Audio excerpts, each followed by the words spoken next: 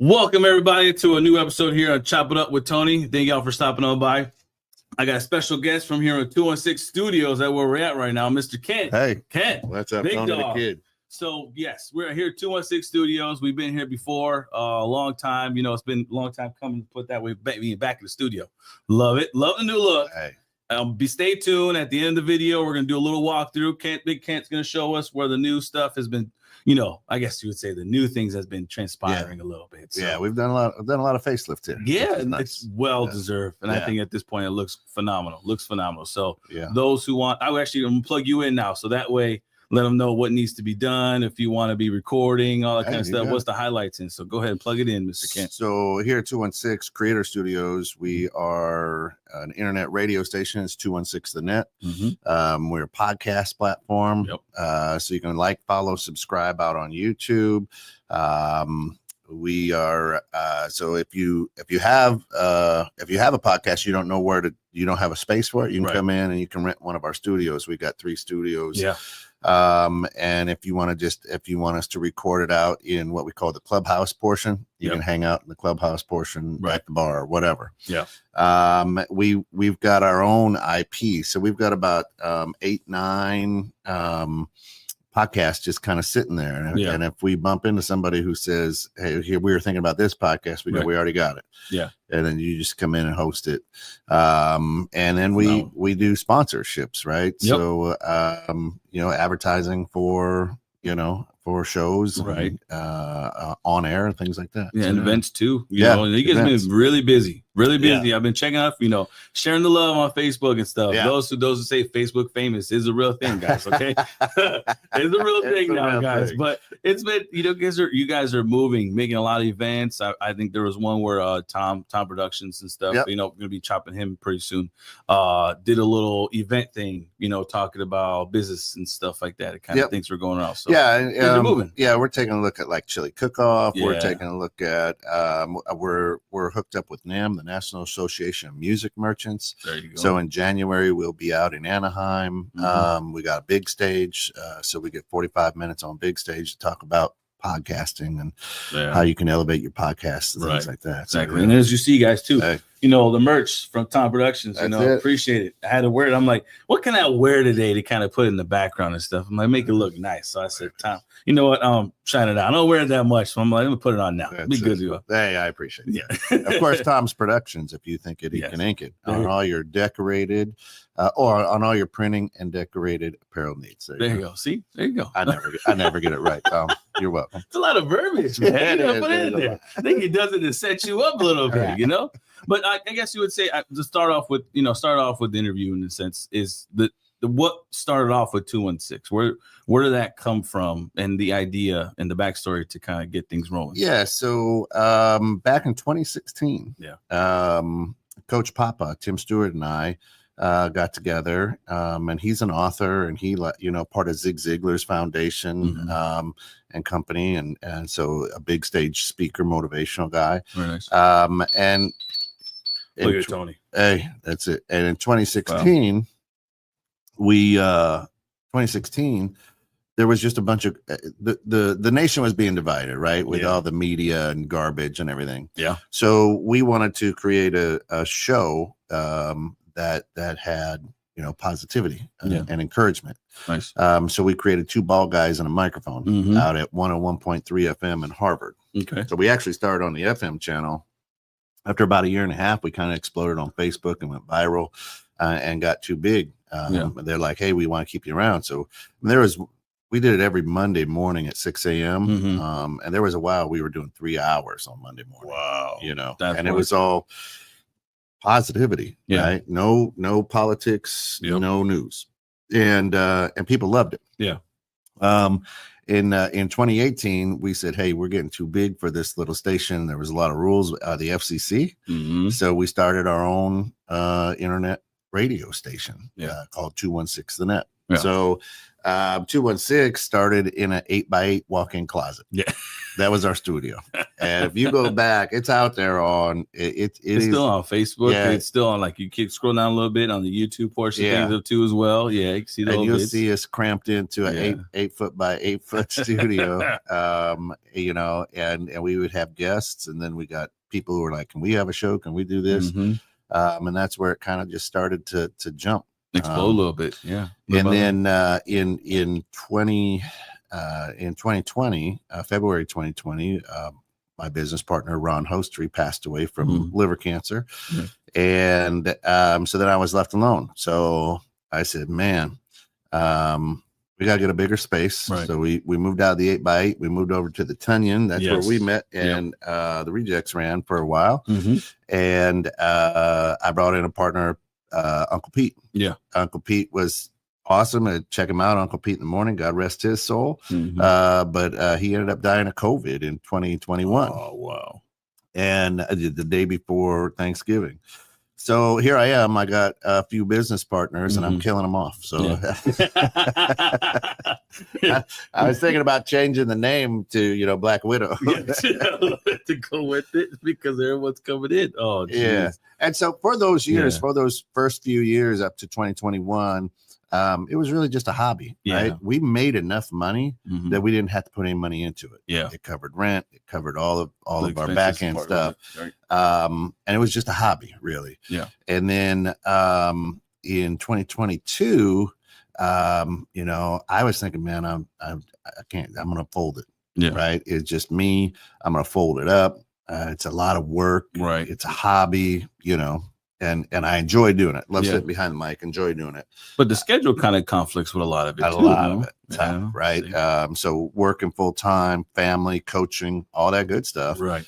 And I was just like, all right, I think I'm going to pack it in. My wife's like, you don't really want to do that. You love this. This is kind of your outlet. Exactly. It is. It's the outlet. I think it comes with the sometimes the tension that builds up with everything. You know, even though this itself kind of builds a lot of work to go into it, but having some outlet to express it and vocalize it from time to time, doing creative things, that's the benefit comes with it. Yeah. And so I said, okay. So that's when I talked to Drew, Drew Cappuccino, and I was like, man, here's a number. If you want to buy in, let's buy in. Let's give it a year. Yeah. And so he goes, okay, let's give it. I said, if it ain't make money in a year, if it ain't a good place in a year, I go, I'll just give it to you. Yeah. Walk away if you want to keep it. Right? Okay. And so, so I told him, I went, like, listen, bro. I said, you're coming in. Here's the history of my last two partners. Yeah. So I understand. You know, on your own caution. Okay. Right. But he's an Italian kind of guy. So in his mind, he's like, man, I got this. Unfortunately, right after he came in, his brother passed. Oh, so his mom and dad were already gone. So his big brother, his best friend, passed. And now he's the only one left in his family. So that whole first year, 2023 was walking with him through that because I had never been through that. Right. Yeah. And that's where our brotherhood really became tight. And then July of 24 is when we moved here.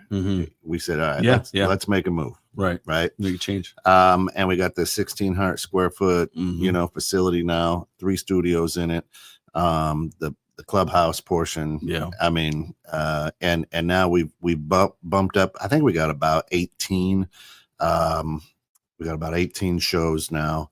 And we've got 5 more to add by the end of the year. There you go. And what Drew really did was took it from a hobby to a business. Right.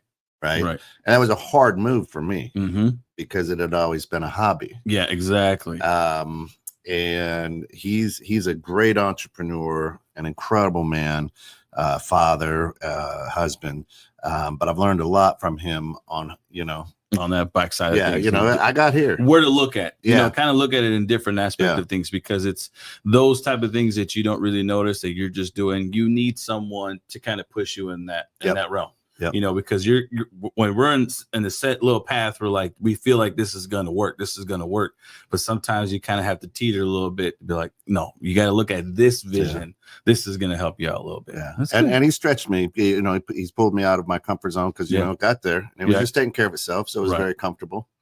You know, and I've learned a lot of good lessons about running a business from him. I mean, he's got a global business. So, you know, it's a good match. And, you know, we're excited for where it's going now. Yeah. So am I. Yeah. I mean, that's why we stay.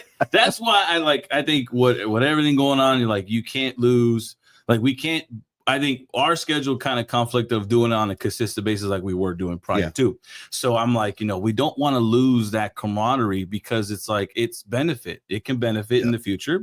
You can make work schedule and eventually come back and stuff. So you don't want to sit here and be like, nah, guys, we got to go see you later type of deal. But it's more or less of like, hey, we got to keep that positive relationship. It's like right now it's not working for us.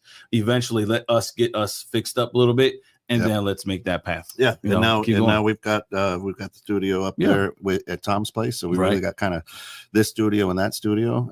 Tom really manages and runs that one. Yeah. And this is good. And soon I'll be putting that up there too. I'm gonna be recording over there at that location. Nice. Showing a little bit. And that's why I told him, like, I know we have the barbershop and stuff, and that's where we do most of my shows. I love the barbershop. Yeah. And so we got to do another one next season. I think will be, you know, you guys coming over this time around. Yeah. But me going to other locations, kind of what I wanted to show other fans too, is like, it doesn't have to be a one location. Right. I can go where you feel comfortable and be able to discuss, have a conversation and have a sit down and stuff and show what your life is about. You know, obviously this is your path. This is what kind of led you to this perspective. Spend a lot of hours here. That little journey and stuff. So it's all well and done, looking great. It's coming up to it, very sure. But, you know, you brought back a little bit. I'm going to go backwards a little bit about family and stuff. I know, obviously, coaching has been a passion of yours. Yeah. A big thing. So how long has that been going down? So, you know, I've been coaching since my kids were little. So I've been probably coaching for 20 years. Yeah. 4 years ago now, I got an opportunity to be an assistant coach at a college at McHenry County College. Wow. And so I took it. Nice. And I was an assistant coach for 2 years. Mm-hmm. And then last year, they let the head coach go, and they were looking for a head coach. So I love coaching, right? But I knew it would consume me. Right? I'm like, listen, this is right. It's my passion. My love is basketball. Period. Exactly. Right. So it's like, I gave the athletic director like 3 real good coaches, quality human beings, just strong women, basketball coaches. Yeah. And they passed. And so my wife, Alice, she's like, why don't you throw your name in the hat? I go, I mean, are you? If I do this, then we got it, working around the schedule here. If I do that. And my youngest daughter is a junior this year, Lucy, at McHenry High School. Now she's been on varsity since she was a freshman starter, right? Mm-hmm. So she's a baller. So I had to talk with those two and say, listen, if you want me to, throw my name in there. Here's what happens. I'm going to miss a few of your games. I've never missed any of my kids' games, right? Yep. I'm going to be up late watching film. I mean, I want you to understand the schedule that I'm about to go into. Yeah. Yep. And, Lucy looked at me. She said, Dad, this is your dream. Mm-hmm. You got to go get it. Yeah. Right. Choke me up. Right. I'm like, okay. And Alice is like, you really have to. So I threw my name in the ring, and I told the athletic director, I said, don't hire me because I'm here. Right. Hire me because I'm the right one to build this program that you feel comfortable with. Right. So I interviewed. And then, she interviewed 4 or 5 other people, and went with me. So now I'm in my second year as a head coach over at McHenry County College, coaching women's basketball, which right now I think is the best basketball product. It's a growing business. Come on. This past year has been phenomenal in WNBA.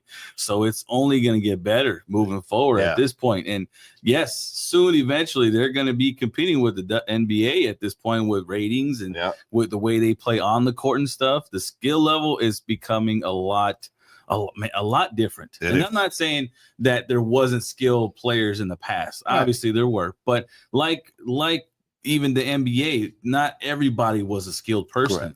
So you had your highlighters, and right now that's kind of what's kind of transpiring a little bit, where that team is going to end up becoming, you know, the dynasty team type of deal, and it's phenomenal. So it's a well growth in business. A good sport right now.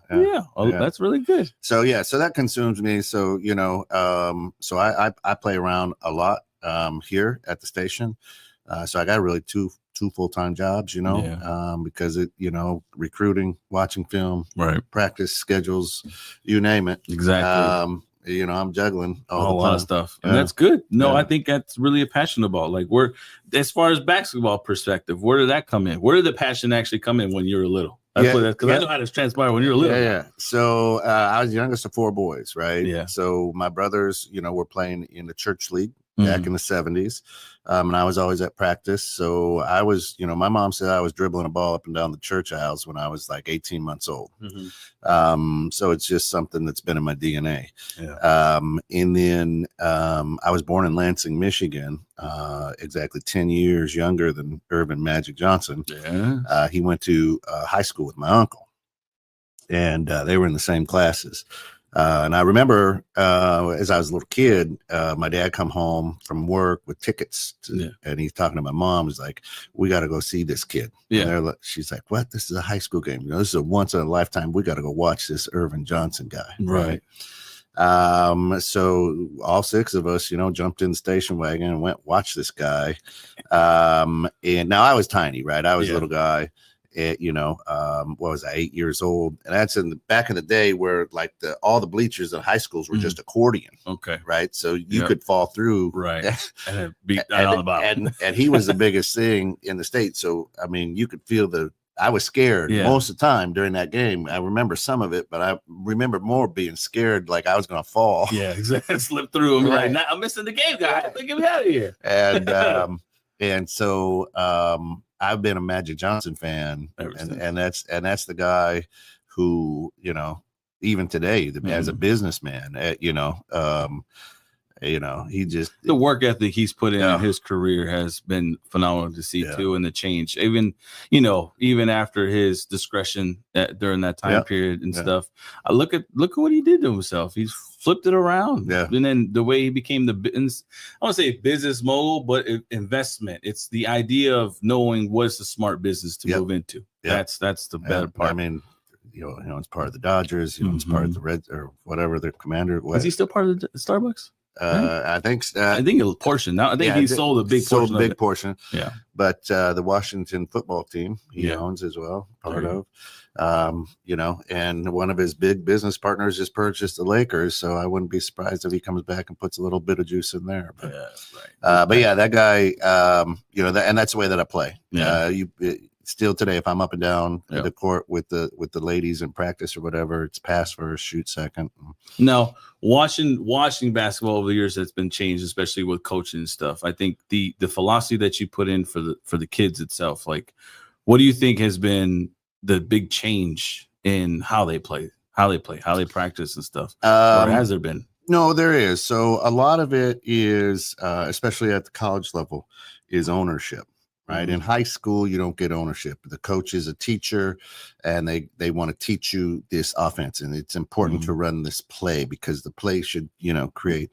When they get to my level, I'm like, I want you to play.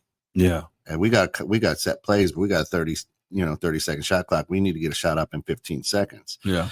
If that shot ain't up in 15 seconds, then pull it back out and then we'll run a play. Yeah. But I give them a lot of ownership. You know, during timeouts, if I think that, you know, something will work and they don't, they have the right to speak up because they're the ones out there playing. Right. So I think with that, the sports technology, the athletic training, you know, everything now makes them better athletes, right? Instead of just students who run a play, right? Yeah. So, you know, and you know, when they come in, we have, you know, they know it's on a big whiteboard. Here's what this practice looks like, timed out, everything, boom, boom, boom. So So they come in, they don't have to try to guess what's happening. And then Fridays, they create the practice plan. So I give them a lot of ownership in that, and it takes a while for them to understand that and roll into it, right? Because that's not the way they've ever been brought up. Used to. Yeah. Now, when it comes to disciplinary at this point, has there been any big changes or anything of that nature that you've ever had to kind of really notice? Oh, let me settle down a little bit. My bad. Hey, there was a time this summer,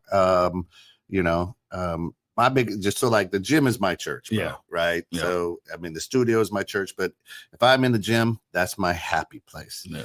And I don't understand how athletes don't show up on the playing field and don't give effort, right? Right. So the time when I get infuriated is when you're on that court and not giving me 100. Right. So we're at a tournament this summer, and we're getting beat by an Indiana team that doesn't even deserve to be on the floor with us.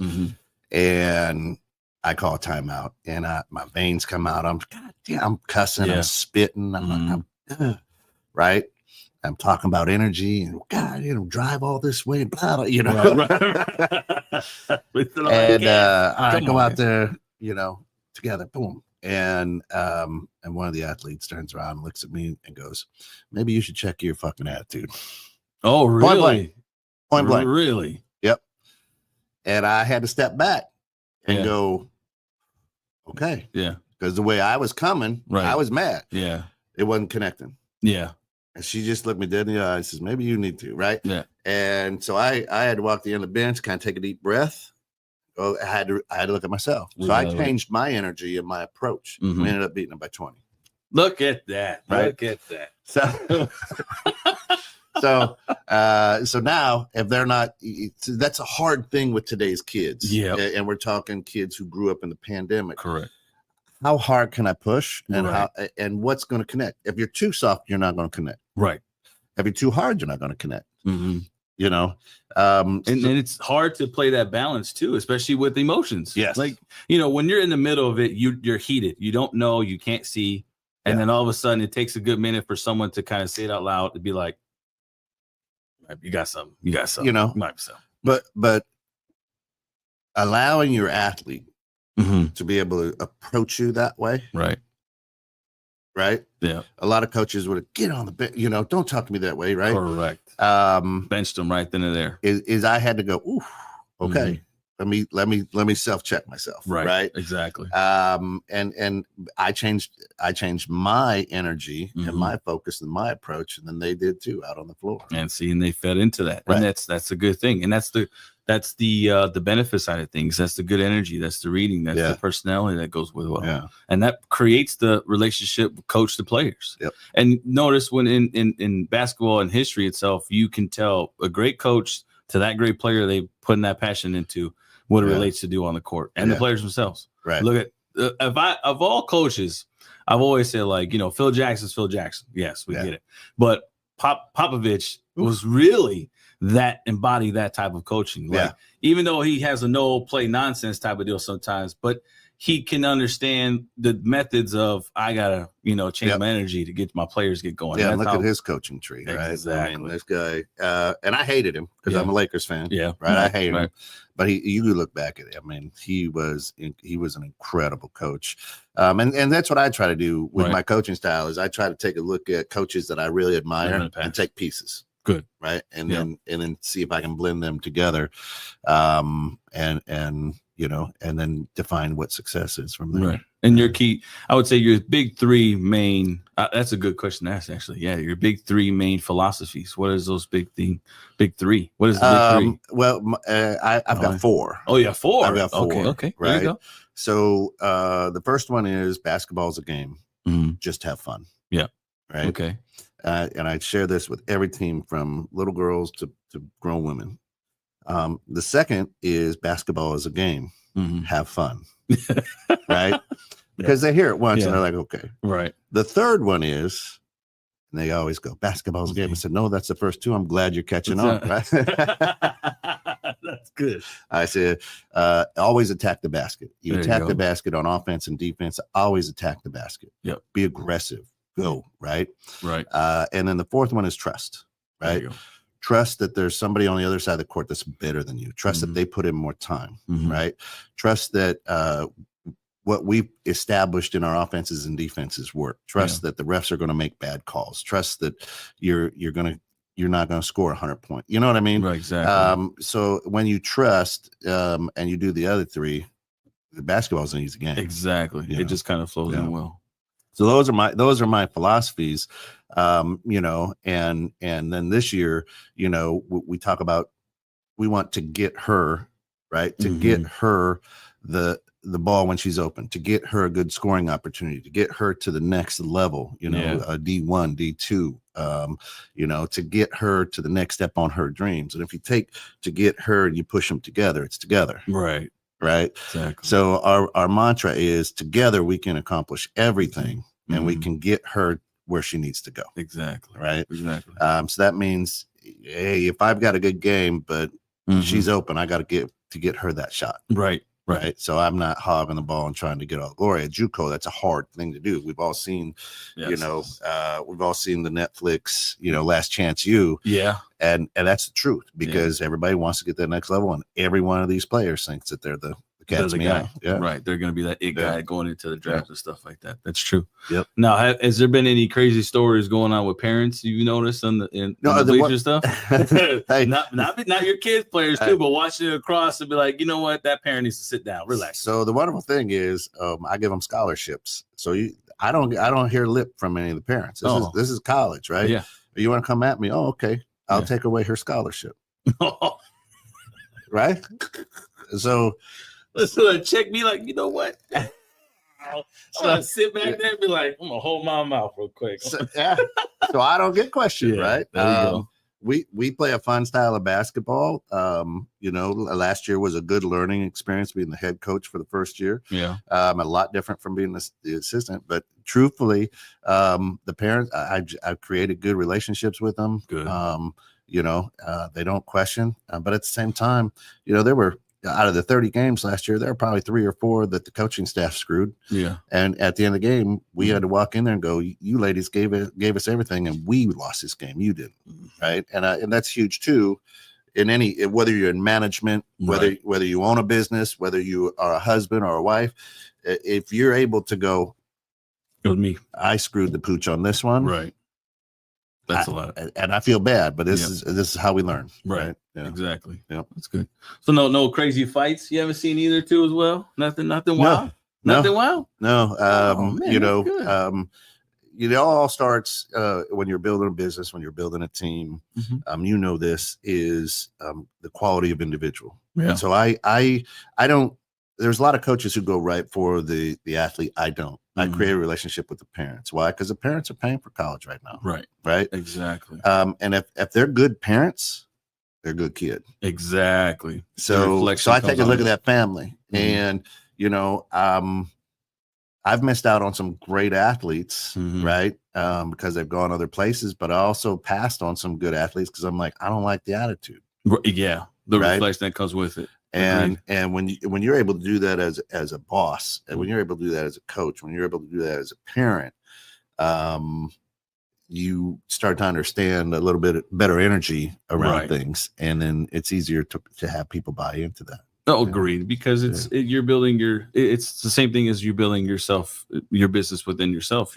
You're having the right group to follow with you in that part. The ones that you notice are going to have their head on straight and actually understand what's going on, and communication is going to be the big key too as well. If you and I can communicate on a respectful level, then I think we can make this work. And if there's no communication whatsoever, and it's only one-way reciprocation, then we got to cut ties. Gotta go. I agree. And that's kind of like carry myself too with life. Like if there's no good communication on my side and your side, and it feels like it's one way, then we can't have this at all whatsoever. You got to move on, move forward and stuff.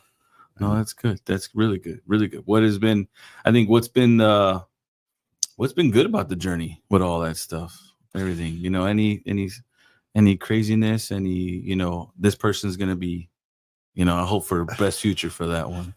You know, the best is the relationships, right? So my second year as the assistant coach, you know, got Maddie Scherenberg out Division I down at St. Thomas in Miami. Mm-hmm. Last year, our number one, Zoe, she was just a great human being. She had a lot of offers. Mm-hmm. But she decided, she didn't want to continue to play. Yeah. I'm like, and she kind of had a dream. And when they come in, I tell them, I'm like, I'm humbled to be on this part of your dream. Yeah. Right. Right. If you share, my goal is to get you the next part. Mm-hmm. Right. So she's chasing her dream and I support her. Right. I mean, my dream would have been go play Division I. She had offers. Hey, yeah, right. Exactly. That's every play. Hey, mm-hmm. That wasn't her dream. So, I had to sit with her and talk with her and she's mature and thought it through. And I'm like, I support you then. I said, 100%. Yeah. So a lot of that is just seeing the development of these women who are going to be able to change the world, right. Because they're smart, intelligent, beautiful, competitive, and I don't think women today hear that enough from men. Hear that in not just a coach, just don't hear it enough from men. Yeah, right. Coming out of their mouths. Exactly. There's ladies out there, because of the color of their skin and they're female. That's 2 strikes, right? But you got to tell them that ain't a strike. Yeah. Right. Exactly. You're going to have to work. Right. Work extra hard. Right. But that's going to build a better character to come in forward. Right. With it. Right. But again, I'm here in your corner. Right. And Drew and I, we've amassed a great network of individuals. Yeah. Right. I mean, take a look at your guests on Chop It Up. And I mean, when you sit back and think, you're like, dang. Yeah. Right. I agree. And I let them know that I'm like, you have access to my network. If you need something, I probably got somebody at least. Right. And so you got to be real with them and just go, we could develop you, but some of you are starting out with 2 or maybe 3 strikes. Right. And it's hard. It's going to be because it's still a man's world. Right. I mean, it's shifting, but they have to understand that you can win and you can change the world. Exactly. Yeah. All good knowledge when it comes to that part. And it's the actual good message that you want to carry forward too. You got to keep your mind right, keep your head focused and lay out the good message moving forward. I mean, the other thing, the great lesson is I'm old, man. Right. So, experience. Hey, experience, no. So, I'm 56. So when you're dealing with 18 to 21-year-old women, right. We were down at halftime by like 5 in a game. So I pump them up here at halftime. All right, ladies. Yeah. How do you eat an elephant? Yeah. And they're like, what? They're like, what's going on here? Like, how do you eat an elephant? Yeah. Why are you eating an elephant? So the entire halftime became a discussion on why you would eat it. And I'm like, no, it's a metaphor. It's a thing. One bite. Well, why would you choose an elephant? So my entire, motivational speech just went down the drain. And it became more confusing. We took 12 and a 15-minute halftime just trying to explain, and we went out and we did win.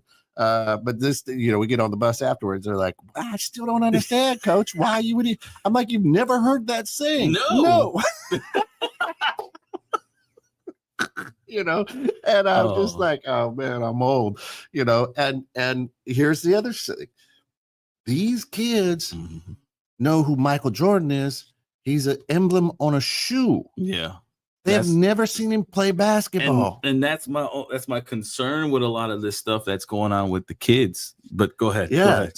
So when you, as a coach, you try to pull things like, oh man, hey man, it was 98. Yeah.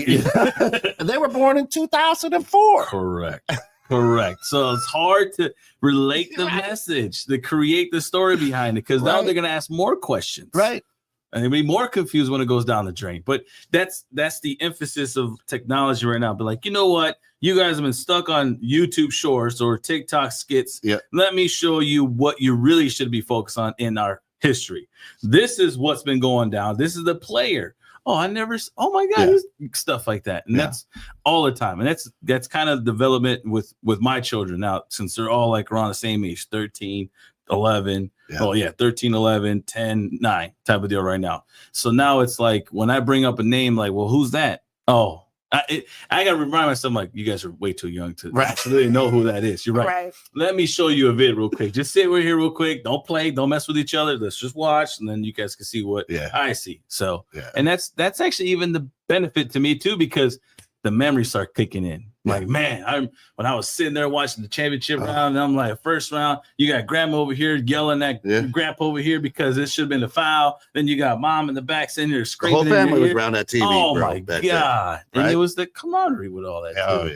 It was really lovely. I mean, the great thing is Lucy, she's 16, be a junior. She wears 32 because she's seen enough Magic Johnson, right? Yeah. See, to know who that is. Like, here you go. Let's watch this. Yes. Let's watch this. Watch it. You know. Yep. So she wears 32, and of course my entire home office is just scattered with Magic stuff.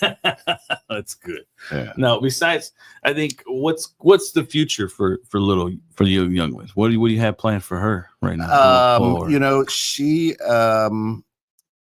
whatever she wants to do, right? I'm a country kid. She wants to live in a city, right? Wow. So she says, Dad, I'll come play for you.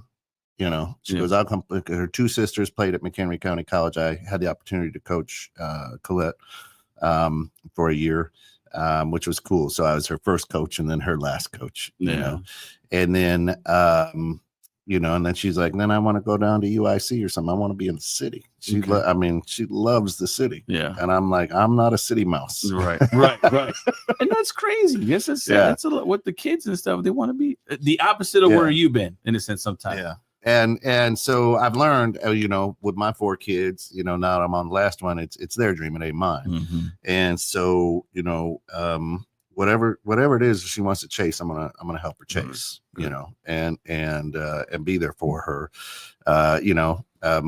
Last night, we live a couple miles away from my 23-year-old Colette. 12:30 in the morning, my phone rings. I'm like, oh boy. Yeah. Oh boy. What's going on? And she's like, Dad, you awake? Oh yeah, I had to answer the phone. I'm awake. Right. Like, I ain't awake at 12:30. My phone's ringing. And I see your face on it, so I think you're in jail. Right. At least, man. Come on, man. What's going on? And so I'm like, what? There's a grasshopper in my apartment. I'm like, well, just hit it with a shoe. What are you walking? This thing flies. Yeah. She was freaking out. 12:30. I get up out of bed. I drive over to her place. Oh my God. And I kill the grasshopper. Yeah. Come on. Right. But as I'm tired, I'm rubbing sleep out of my eyes. I'm like, at the same time as I'm driving home, I'm like, how cool is it that your grown child still is like, hey, Pops, I need you. Over a little grasshopper. Over a grasshopper. I think that's a big thing actually with with fathers and kids nowadays. You don't get that. It's the relationships that you can build, moving forward, but it's beneficial. And I think in my mind with my 4 kids, I kind of hope and pray that whatever I'm doing right now to kind of benefit them and to help with their path along, that relationship kind of stays, moving forward. Hey, and you're not gonna know. My son, my oldest he's 31. He's just getting out of the Navy. He and his wife live out in Virginia, and then my oldest daughter is 29. She's married. They live in where do they live? Park Ridge. They live in Park Ridge. And they gave us our grandson, Jack, and Lucy, has a pretty substantial surgery, so when you don't know how good you're doing, right now they're kids and you're still a kid because you've never been a dad. Hey, you're learning. Everything's first. Exactly. And I mean, mine, mine are spread out. There's 15 years between the first and the last. Yeah. But when your grown daughter puts together a meal train out on social media because her baby sister is going to have her jaw wired shut for 6 weeks. Yeah. And so it's got to be liquid stuff. Yep. You don't know as a parent what you're doing. Yeah. But then when you see your kid do something like that, then you go, okay, I did something right. Right. Something clicked in pretty well. Yeah. Has that been a fear sometimes when it comes to as you were kind of raising the kids? Oh yeah, man. And especially with the coaching, because, a lot of times with all that kind of rubs off. And I mean, there's some stories out there that, it's always the battle of, I'm not your, what's it called? Not necessarily you're my coach, but you're also my dad. Yeah. Like what's that? Has there been an issue? So Spencer was a swimmer, right? So I didn't coach him. But my three daughters played ball. And if we were in the gym, it was coach. Yeah. If we were out of the gym, it was dad. And if we were in the car going to or from, I would always say, do you want me to answer that like your dad or like your coach? There you go. Right. So we always kept it very separate. Right. Okay. And, I call them by their last name. Mm-hmm. I don't call them their pet names. So Lucy is Jonesy, Colette's Jones, Ashley was Ash, so it wasn't like, hey, Tush, or, or Clutch, Goose. Right. I mean, it was, and now, if we're in the gym still playing pickup or whatever, it's Jones, it's Jonesy. Yeah. So it's, okay with something like that. But the whole thing is, looking back on it, I look back at the time that I worked and then when I was at home where I didn't think that I was present. Mm-hmm. You get home, you're tired, you have a beer, you fall asleep in the easy chair after dinner. Correct. Kids are playing, right. Because you had a stressful day. But they don't remember that. You do. Yeah. Yeah. Right. I do. Right. And I'm like, man, I should have, I should have been out in the yard playing ball, or I should have been more active, or, but they don't remember that. They remember the rides to and from the gym. They remember this, they remember that. And then when you see them as adults and you go, all right. I think, that's always been the beautiful thing. And it's something that it kind of clicks on me, left and right from time to time, because it's the am I doing enough standard. And and as a dad, that I feel like I'm pretty sure I'm not the only dad that goes through that question that kind of runs through their mind from time to time. And it's weird because it's not necessarily just because of the moments that's going on in life. It just sporadically just comes out of nowhere. Right. And it questions you. And then you start thinking about, well, dang, man, what am I doing? You're right. I came home, today was a work day, but every day is a work day. Yeah. Okay. I'm a little tired today. What am I actually doing? Then it's the reflection of, am I making the right moves to make sure that I'm happy with the time I'm actually giving? Yeah. Compared to like just doing and becoming a robot and stuff in the sense of whatever. So I think that's the only thing that I'm a little fearful of, but I think little things like, let's watch a movie. Oh, you want to watch a movie with me? Oh, okay, cool. Yeah. And then when they bring up a verbiage or something like that I've been saying and they've caught on to it and they're like, yeah, this is what I like. Oh, okay, cool. That's nice. And that's the beneficial. And I think that's the dream moving forward. Yeah. I think really, really it is. Yeah. And nobody gives you a book. Correct. Right. And all you can do is the best you can. Yeah. My two oldest ones go, man, you're so easy on the two younger ones. So I go, no, I ain't. I learned from y'all. Yeah. I'm wiser. I ain't softer. Exactly. Yes, exactly. I'm gonna save hard ass, but I'm gonna pick and choose the right time to bring it out. Hey, all my kids, even my 31-year-old son, they know what the red spoon is. I mean, if I gotta get the red spoon out, the dogs even know what the red spoon is. Right, like, oh, there comes that spoon. I gotta run away, put the little tail between the legs. Let's run away. I told him, I said, you'll always be my kid. I don't care if you're 50. If I get that red spoon out, it's gonna be something. And that's the same thing I tell my kids. I'm like, look, you are definitely not gonna be too old for me. That's why your dad stays in the gym. That's why I'm gonna stay in the gym moving forward. I'm like, you guys are not gonna be old enough to think that you can try to suplex me. I'm like, that's the difference. Your dad's gonna be able to still be in good shape enough to suplex you when you not acting right. So it's fun because my son's 6'3", right? I ain't. It's gonna be me too, right? I know for a fact he's gonna be somewhere on there. And in my mind, I hope he does. I hope he is, and it's cute, right? I say it's cute because when you're in junior high school, pecking order is by height. Right. Oh, he's tough. Look, he's 6'6". Right. He's a big boy. Yep. Right. So there was that time. There was that time where my son stepped up on me and looked down on me. Yeah. See. And so I took my glasses off, and I was like, I'm gonna put my hands behind my back. If you step into me like this, yes, make it good. Yeah, right. And make it count, because you're gonna get one. Yeah, right. Exactly.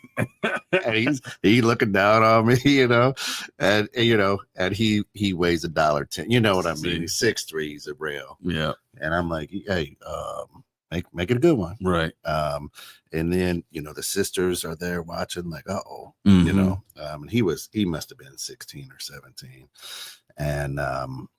and so he's breathing hard and whatnot, and he stepped a little closer to me, and I'm like, oh boy, maybe he's got a little something in him. Yeah, maybe.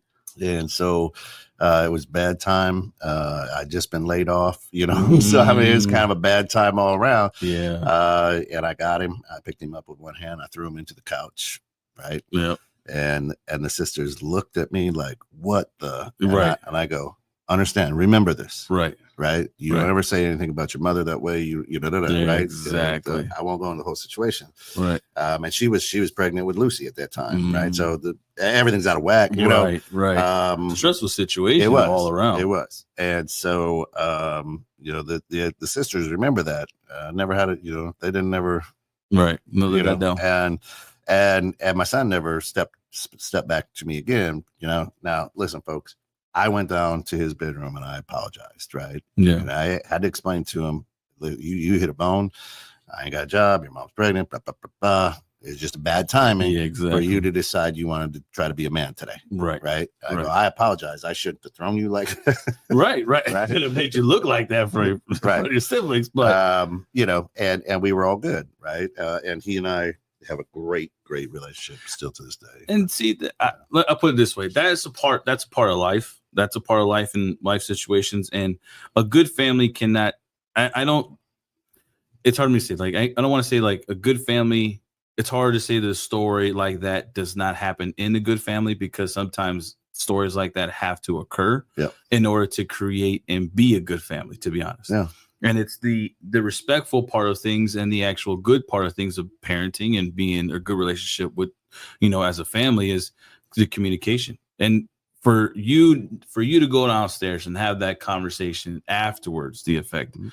Not a lot of times dads do that. A lot of times when they don't do that, that's where that bridge of like, all right, our bridge is broken, and it's hard to bring back.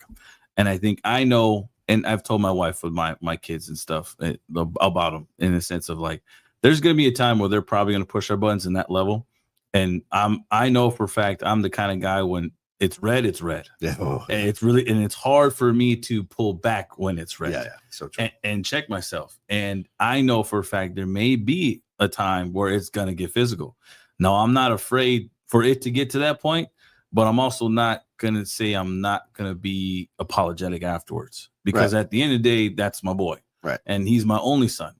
So my relationship with him is really key to our family. Yeah, that's my only son too. It's key. It's really key, because it's like, for fathers and their sons,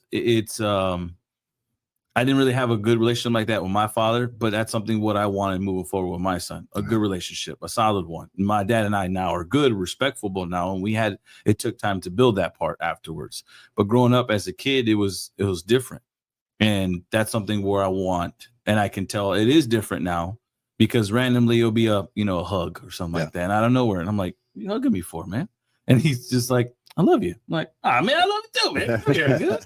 And it's good. But when we have that moment, it's gonna be heated, and it's gonna get bad. And I always say for parents, don't shy, because that's the realistic of relationships. Right. That's the realistic of being the father, because at the end of the day, there are probably gonna be parents that, well, you should have never done that. In your perspective, you may be right, but at the moment, it's hard to tell at the moment. Oh, yeah. When your mind is in one state and your emotions are another, it's hard for you to even acknowledge. And I'm that same way. When I hit red, I'm punching walls. You know what I mean? Right. It's like, here we go. It's the aggression. Yeah. But then you're modeling a great thing for your son as a man. Right. Hey, stand up. but then shake hands afterwards. You know what I mean? Be proud of the fact that, you are standing up, and maybe at the moment you believed what you were really feeling at the time, and that's fine. You're perfectly fine for feeling that way. Yeah. But as a father and son and stuff, we can't just sit here and the situation happen and allow it to define us moving forward as a relationship with father and son. But it was, so I didn't close the door. Yeah. But it was also good for his little sisters to see me go apologize too, because again, you're modeling what a man is. Right. And then from them right there, when the man that they're going to be picking for their future moving forward is going to be that, like, you know what, I need to see signs like that in him before I sit there and say, I'm going to settle down with that guy. Right. And that's big key too, because he's the second oldest actually. So for the two younger girls, it's going to be the same thing. It's like, the man that you're going to have at this point right now needs to be somewhere at least respectable for, at first, right? Yeah. And the big thing that you're going to notice is he respectable to his parents? Is he respectable to your parents? And once you see stuff like that, then those are good benefits. Yeah. Communication is going to be key. But when they see that in the man, you're right. You trust and hope that that's what they're bringing into the picture. So and the other reason to stay in the gym is when them boyfriends come over. That's what I said. That's exactly what I said. As soon as those boyfriends are coming over, man. Oh, your dad's that big? Yes, your dad is that big. Yes. So, I've been in the gym 4 days a week for the last 4 months, right? Mm-hmm. I'm down 20 pounds from when basketball season ended because I was watching film and I'm like, ooh. Yeah, right. Okay. Right. And so I told the team, I'm like, I'm gonna get in shape. But the other thing is now I got a grandson, right? And I don't want to sit in a rocking chair. Right. So I want to stay healthy. I want to stay strong so that as Jack grows, I'm there. Right. I don't miss a game. I don't, you know what I mean? Same I can coach him or forward. whatever the case may be. Right. Because now it's a whole different thing. Yeah. Right. And I think a lot of Americans, we've gotten away from wanting to be healthy. There you go. We've gotten to a place where we want to be comfortable. Correct. Right. And, I look at myself, man, hey, when I graduated high school, I was 145 pounds. I ate that kid. I mean, at my top, I got up to 258, bro. Yeah. I'm 5'10". Yeah. What? See. So I look at that. I'm like, okay, we gotta go. So our checks and balances are not right now. So we gotta fix some things. Yeah. Mm-hmm. So for the longevity, if I'm going to be up and down on the sideline as a coach, if I'm going to be there for my wife, if I'm going to be there for my kids, if I'm going to be there for my grandkids, then I got to start taking care of myself, which I wasn't. Yeah. Right? And now you're probably the same way. If I don't get into that gym, it's a hard day for me. Yes. My energy level is different. Totally different. My mindset, I think, a big thing too, is decision making or even emotions at that point is a whole different level. It changes. It's like I noticed the difference. I mean, getting into the gym at that time, at the beginning, like time-wise, I was aggressive. I was way too emotional. I was way too aggressive. My decision-making wasn't the smartest because I'm sitting there picking and choosing a fight to have with my spouse, more so than sitting there saying, I love you. It's okay. Just change it. And then once the change made, it was like, all right, I love you. And then at that too, with the kids, it's a whole different dynamic of being around. And that's another thing too, of being able to stay in shape, to be there for the little ones, and not just for my kids too, like with the grandchildren that could be coming down the future for me. Like I want to be able to go throw the football like I do with my son. Right. I want to be able to sit there and play soccer with my daughter just the way I do with my daughter. Yep. You know what I mean? Like that stuff is key for the future. And I think that's really big thing because everything's so easy coming. Yeah. And like I said, like when you brought up comfortability, it's things around us are making it that way for us to do. They're making it more comfortable for us to be as is. And we have to kind of be able to pick and choose when not to use it. So that way we stay uncomfortable a little bit. Because it builds character. On one of our shows, two gregarious guys, they had an episode, what's your why? The things that drive us. Yeah. And so I really had to think about that, right? I've done plenty of shows about that, why is a question that can never be answered, right? Exactly. So I always fight against that. But, so I sat and thought, and the three things that I came up with as I dove down that rabbit hole was love, happiness, and competition. Mm-hmm. Those are the three things that drive me. When you walk out of here, I want you to feel loved. and happy. Right. So everything that I do and I build, is all about how do I make you feel good? How, you know what I mean? Yeah. But I'm that guy. Like I changed the rules to Candyland because I was getting beat by my 3-year-old. Yeah. Right. See? I'm a competitor. Yeah. So we made it Battle Candyland, more like war. It's fun now. Right. And now, my youngest sister, we'll still play it sometimes. Like, hey, let's play Battle Candyland. All right, let's go. Right. But I want to always compete. I want to compete. And now what I've learned to do over the years, Tony, is I've learned to compete with me more than you. Yeah. And that was a hard lesson for as a basketball player, somebody who played college basketball, somebody who won a state championship in basketball. It was always I wanted to compete against. Right. But it took me a long time, many years to go. I got to start competing against myself. And if I went back to when I was, a college athlete, 175 pounds, probably 2% body fat, and I look at me now, I made fun of me. Yeah. Right. A lot. So I stopped. I was so focused on competing with everybody around me that I didn't understand that the person I need to compete against with myself. Yeah. So now it's like I do, man. I get up at 4, between 4 and 5 every day. Between 5 and 5:30, I'm at the gym. At least. Right. I'm working out. And then I go home, I shower, and then then the day starts. Exactly. And people are like, "What?" I go, "I don't know. When my eyes open, I get up out of bed. I gotta go. I can't sit in there because if I stay in there, I'm gonna have a migraine. My mind's going crazy. Right. The days now I'm late to things. Now I'm not on time with my schedule. My emotions are a wreck. I'm eating. I'm trying to gain energy, so I'm eating more throughout the day. Yep. Oh God, yeah. That's the big thing. And so here at the studio I compete against myself. Yeah, we compete in basketball, but here was my record last year. Now I've got to compete against that. I got, it's like golf. You got to compete against yourself on every shot. Right. Every day I got to compete against myself. What did I do good yesterday? I got to do better today. Right.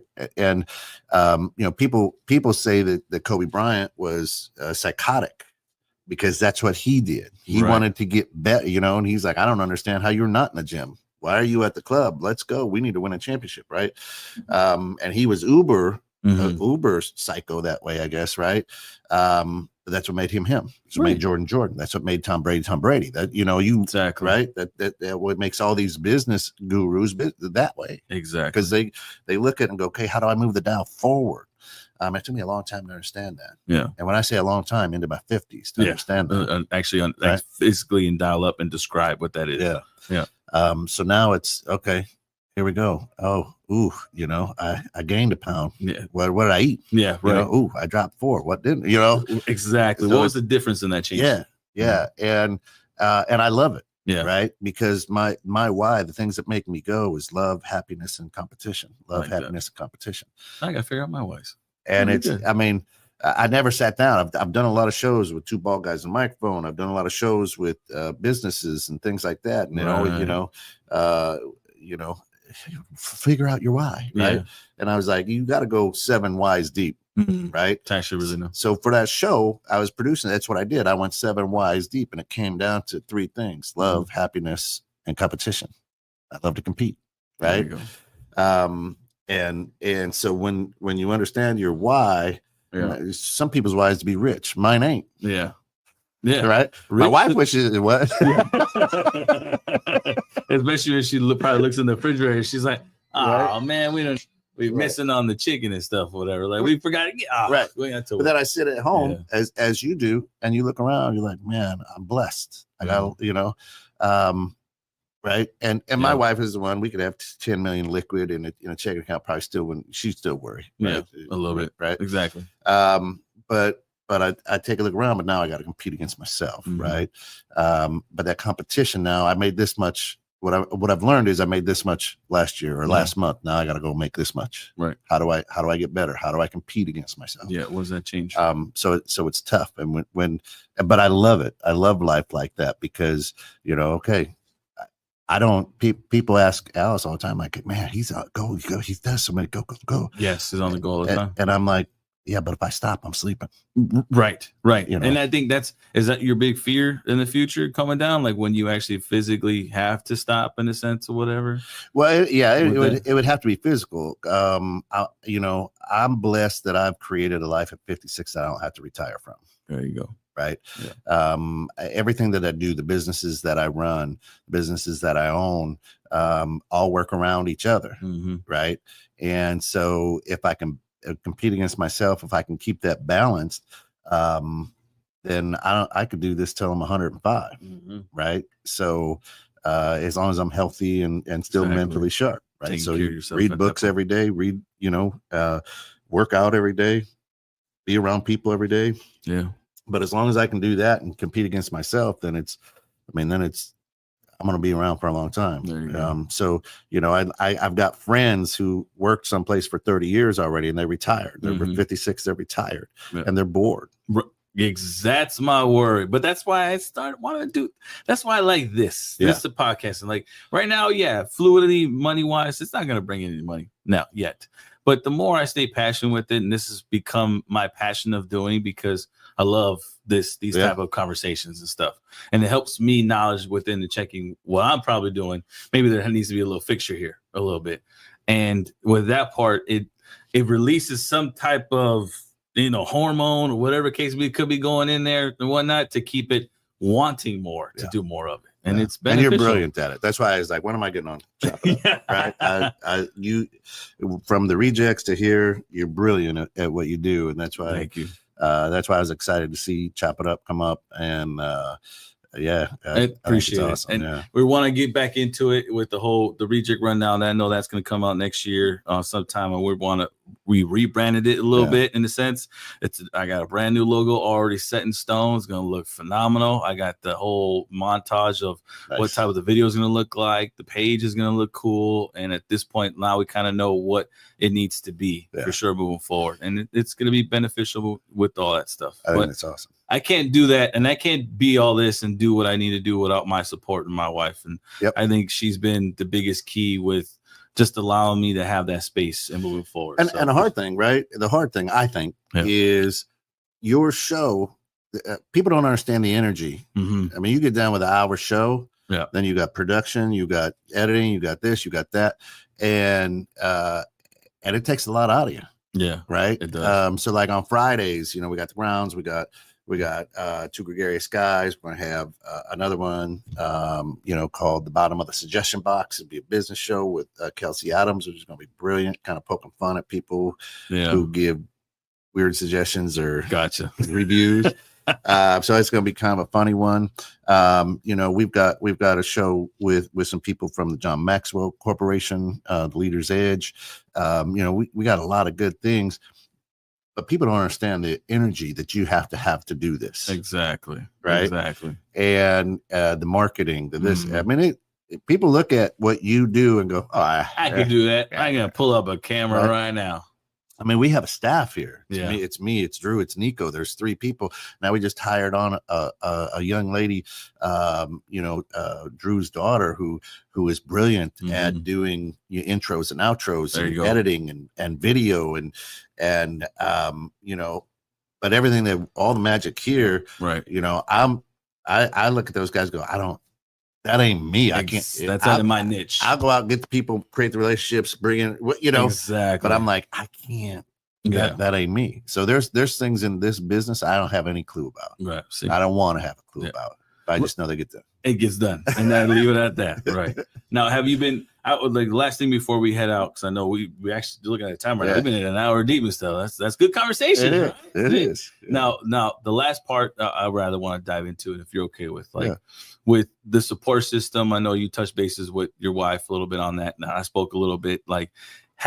That's been key to your success and that relationship right there. What's been making that relationship such long lasting? Because you guys have been married 33 and a half years. And keep it going. Not a lot of stories last that long now. Hey, and I can lick my own eyebrows. Yes. Like with those stories, trials and tribulations come in the relationship, but the communication obviously has been key of your success. Yeah. So listen, I've been blessed to have a partner who supports my craziness, right? When, back in 1998, we put everything we owned into a U-Haul truck and moved out here to Woodstock. We didn't even have a place to live, right? Because I was come out here to create a coffee shop, entrepreneur dream. And she buckled up, and we brought, a 2-year-old, a 4-year-old, and everything we had in U-Haul came out here with no desire, right? We didn't even know, right? We didn't even know where we were going to get a part. We didn't know their apartment ready, right? And then that business didn't work, and there's been so many things that haven't worked, but she has been the rock, to say, okay, you can do this, you can do this, you can do this, and it hasn't been easy. No, right. I mean, it's from Section 8 housing, to living in a 2,200 square foot home now, with blessed, right? Blessed. But she's the apple of my eye, and it was love at second sight, not the first time, but the second time. Same as mine, not gonna lie. I had to say, and my noses too. It was second sight. Once that second sight was given, it was done. In the stars. But it is. We don't hide anything from. I mean, I'm an open book. I mean, I won't play cards with her. I mean, if I try to lie, she knows. Yeah. But we encourage each other. We love each other. We never go to. We've gone to bed mad at each other. It happens, right? But we try not to. And we talk. And we talk and we talk and we talk. And there's times where she doesn't want to hear me talk. Right. And there's times where several days go by, I get the silent treatment. Yeah, exactly. And so you learn to, I'll be out in the garage. Maneuver around things of that nature. But she, she's always supported my craziness. Right. And it was her that pushed me to be a coach. Yeah. Right. It was like, why don't you? Right. And it threw me. I was like, of all the things, this is still coming out of you. That's what's up. Yeah. So, I tell people, I'm like, listen, if you go through life chasing your dream and you run fast enough, you might catch it. But I like the young women that I work with and the young men that, if you don't catch that dream until you're 56, is that going to bother you? I go, because I tell you what, I'm 56 and I'm living my dream. And it's great. Right. Yep. I given up on it. If I stopped chasing it back in my 30s, right, where would I be? Maybe divorced. I don't know. Right. But the bottom line is I kept chasing, and now I'm living it. Right. But now I'm chasing it even more. Exactly. Right. And so, that's what we're doing with DDOE here in 216 is, this is our retirement, man. Yeah. We build this right. This is income that lasts a lifetime. Exactly. And so when you take a look at those things, she is always, you put her on a pedestal, always, open the door for her, treat her right. And I don't ever ignore her. Right. Yep. And find time to just sit and be quiet with each other. There you go. Right. So we'll watch shows together, not say 2 words, but we're in the same room, and that's time and it's energy together. Exactly. Right. It's not like I'm always in the garage and she's always in the kitchen or whatever. Right. And then truly understand what her love language is. Yeah. So hers are acts of kindness. So that means go do the dishes or the laundry and don't say, did you see I did the dishes? Yeah, right. Don't bring it up. Just because mine are words of affirmation. I'm like, I say I'm same. I need words of affirmation. I need that part. Yeah. But for her, it's the different. Like I can't specify it so much just because it's one day is one day is another. So it's all okay. But I think it keeps me on my toes to keep open. Yeah. So it's she ain't dumb. She'll see that I did the laundry. Yeah. Right. But I'm that black lab where I need you to pet me like that. Right. Boy, come way to do laundry. Right. Right. See me do laundry. Yeah, great. I do the laundry all the time. That's what comes out, right? You know, oh, good. Once in 20 years. Yes. Wonderful, Kent. Good job. Good job. Right. You know, but if I don't say anything, then she just absolutely, that's her love language, is just those acts of kindness. So I've had to learn how to do acts of kindness and not say a word. Yeah. You know, like a bone will be thrown to me at some point. It'll come. It'll come. Just not when I really want it right now. But I can make her day by doing something simple. Yeah. And not bringing it up.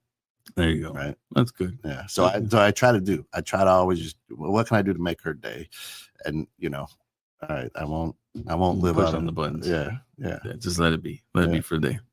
That's good, Kent. All right. Well, we got to wrap it up. Normally I do an hour, but we blast a little part. That's a little bit. That goes well with good conversations. That's but right.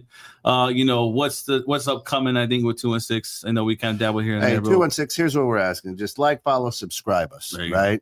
We have great content all around. Go to 216 the net out on any like on Apple Music. Yes, YouTube. We're non-genre, so our shows are out there, but then we have music playing all the time. Definitely. It's just a chill thing.